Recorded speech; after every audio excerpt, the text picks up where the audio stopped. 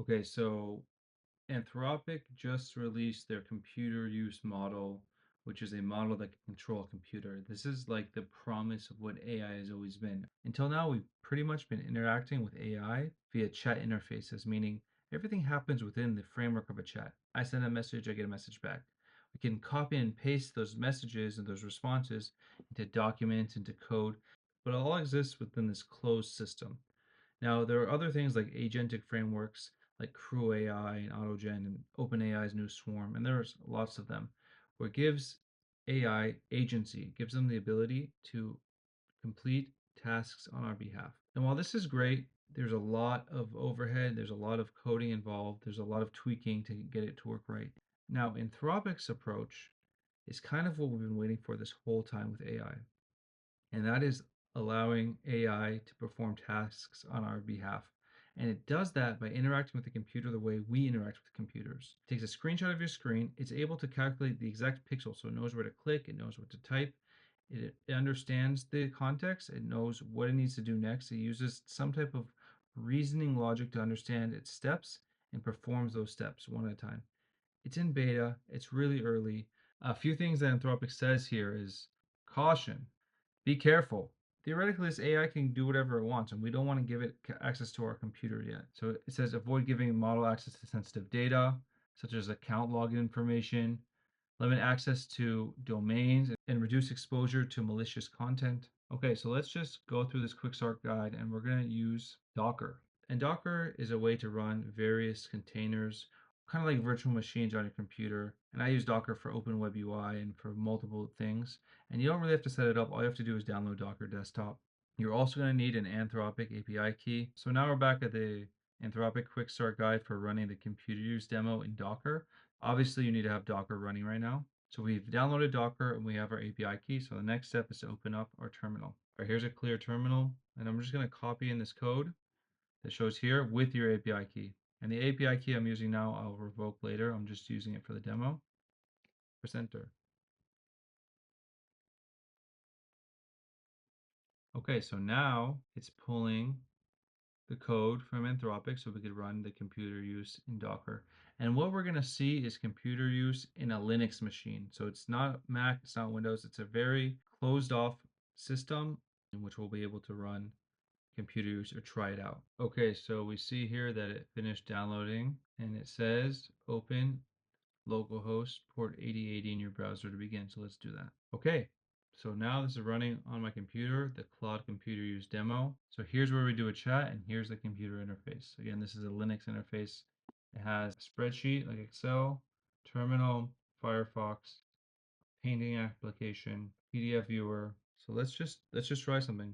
Let's ask it a basic question. Let's say draw me a house using paint. Then stop. Okay, so it's running the agent, and we see the computer on the right side. Let's see what happens. It takes a screenshot of the computer as we see here, saying move the mouse. It opened up Paint. Great. Let's see what it does. To the screenshot, knows where to click. It's clicking here. It's probably click new canvas. Great. It's doing it itself. I'm just gonna be quiet and watch because this is very freaking cool. Let's see if it can do it. This is my first time running it. I have no idea. Let's see if it can draw. That's a box. You can see what it's doing here. Left click drag. So it's controlling the mouse, and this is really cool. Let's see what else it can do. Okay, it's still building, and it's going slow now because it's just in beta, but it's really cool that it's doing this. As you can see, it's just doing a lot of different screenshots and trying to figure out what it has to do. Now it's going to draw a door. Now it's saving it, I guess. I don't know why it's clicking save. Let's see what's happening now. And then it crashed. Then we hit the rate limit because it ran out of API calls. Interesting. Okay.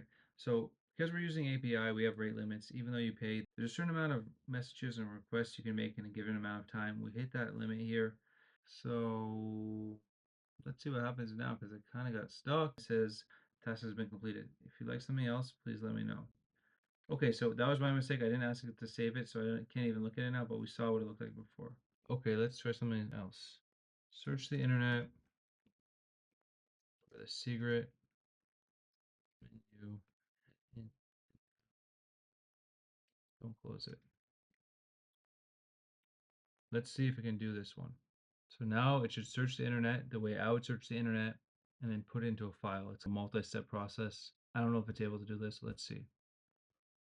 Okay, so we see it's opening the internet. We see it's searching the internet for the in and out secret menu. So let's see what it does now. Let me click on the Serious Links article. So it's opening an article. And obviously we can do this with things like Perplexity, but seeing the computer work like a human is really awesome. Okay, interesting. So there's a pop-up on the screen. Let's see if it knows what to do. Okay, so now it's creating the list. This is awesome. So it's saying, let me start entering the secret menu items that I find in the article. I'll start typing the column headers and then the menu items. As you see here, it's just taking screenshots, figuring out where to click and where to enter the text. Okay, so it looks like we hit another rate limit.